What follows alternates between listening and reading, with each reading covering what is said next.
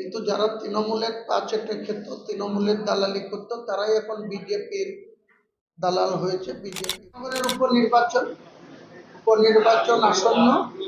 আগামী 2 মাসের মধ্যে রেজিনগর সহ নন্দীগ্রাম এবং বসিরহাট লোকসভা, 2টো বিধানসভা এবং 1টি লোকসভার উপনির্বাচন হবে।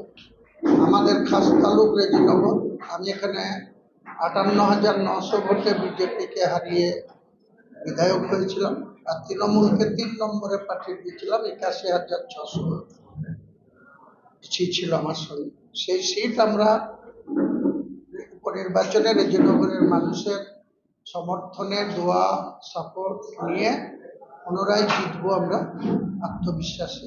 সেই নিয়ে আমাদের সাধারণ বুথের কর্মী, অঞ্চলের নেতা, ব্লকের নেতা, তাদেরকে উজ্জীবিত করা, তাদেরকে ইনস্ট্রাকশন দেওয়া, তাদেরকে আগামী দিনে কি কি করতে হবে, দেয়াল লেখা থেকে শুরু করে প্রত্যেকটা বুথে যেখানে আমাদের ভোটার সংখ্যা আছে, আমরা সেই সিট মর্যাদার সঙ্গে আমরা ধরে রাখতে পারি।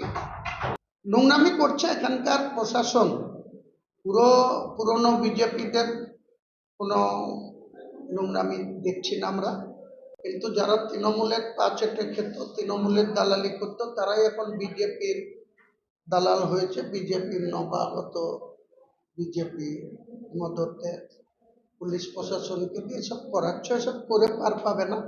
এসব যত করবে তত আরো বিজেপি তাদের এই নোংরামি, তাদের এই প্রশাসনের যে দলদাস হওয়া, এটাকে মানুষ ঘৃণা করবে, আমরাও ঘৃণা করব, মানুষকে আরো জাগ্রত করব, আরো মানুষকে উজ্জীবিত করব। এসবকে আমরা পরোয়া করি না। আমাদের বিরুদ্ধে অনেক কিছুই হয়েছে। বিগত নির্বাচনের টাইমেও আমাদের কিছু কর্মীকে এভাবে ধরা হয়েছিল।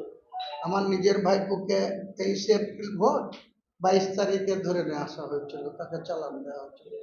তাতে কি করতে পারবে? এসব করে কিছু হয়। পুলিশকে এমনি সোজা করব।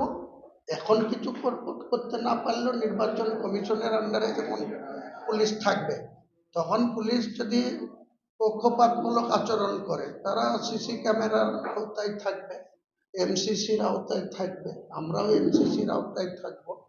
পুলিশ যাতে নিরপেক্ষ হয় সেটা চেষ্টা করব, নিরপেক্ষ থাকার।